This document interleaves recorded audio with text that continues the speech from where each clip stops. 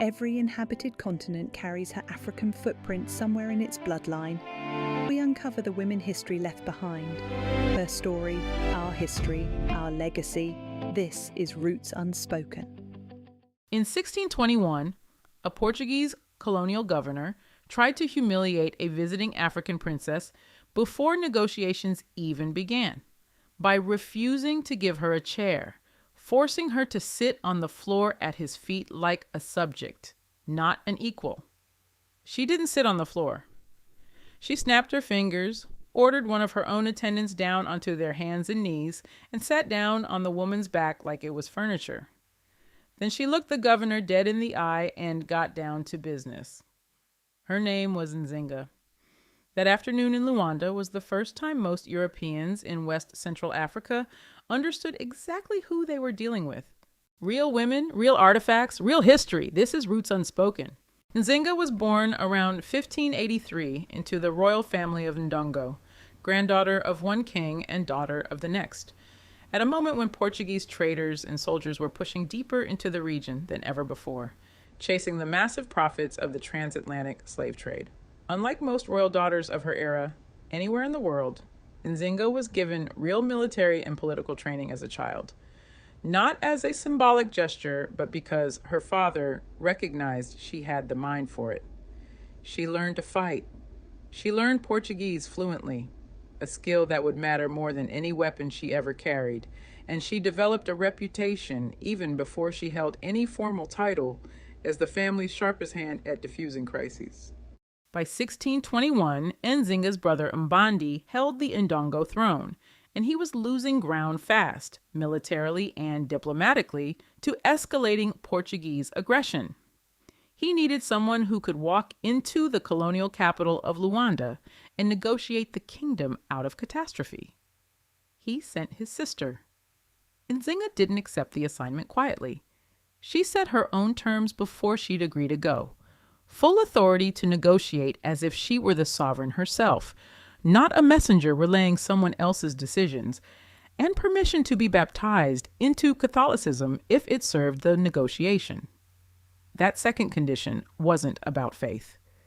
It was a calculated diplomatic tool.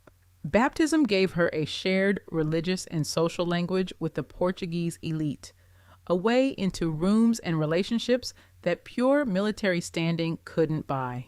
Which brings us back to that room in Luanda.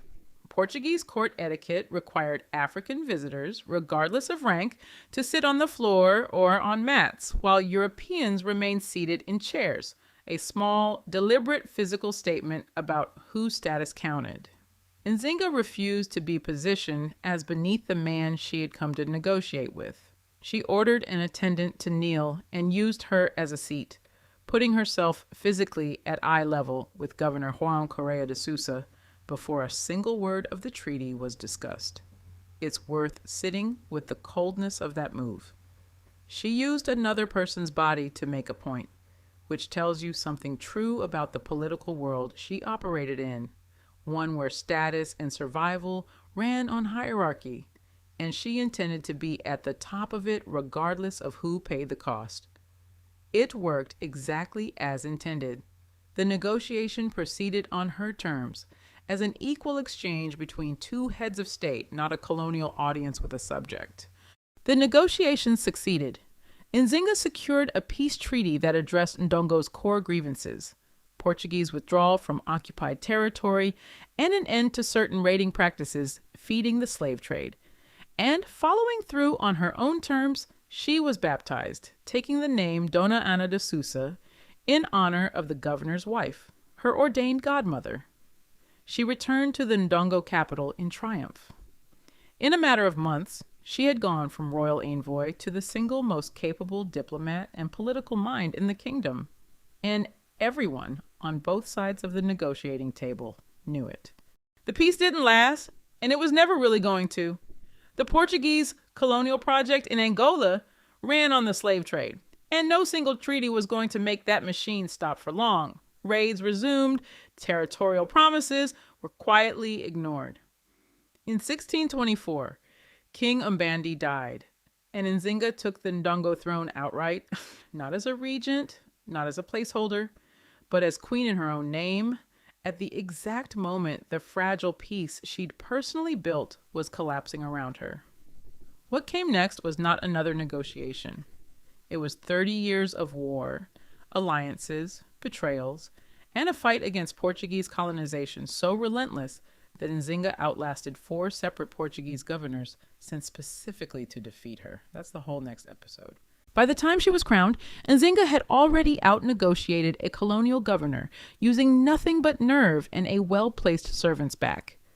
That was the opening move, not the whole game. What she built over the following 3 decades made her one of the most formidable heads of state Portugal ever faced anywhere in its empire. And almost nobody outside Angola and a handful of historians has ever heard the full story. Don't forget to like, share, and subscribe on the next episode, 30 Years, One War, How Nzinga Outlasted 4 Portuguese Governors. Why shall